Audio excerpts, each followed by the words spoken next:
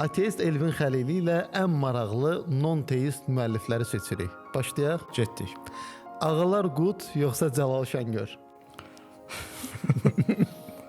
Ağalar Qut. Ağalar Qut yoxsa Ahmed Arslan? Ahmet Arslan.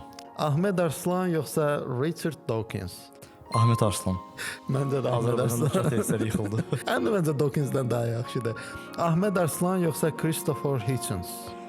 Ahmet Arslan. Ahmed Arslan yoxsa Sam Harris? Samaris onlardan biraz fərqləndirirəm, amma Ahmet Arslan. Ahmed Arslan yoxsa Michael Rus? Səmimiyyət çox eləyəcəm, Michael Rus'da o qədər oxumamışam, nə yalan deyim.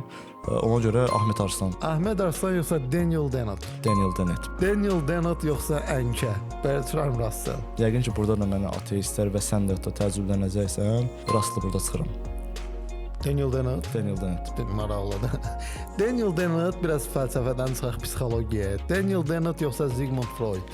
Daniel Dennett. Daniel Dennett yoxsa John Mackey? Çağdaş analitik ateist filosoflardan Mackey.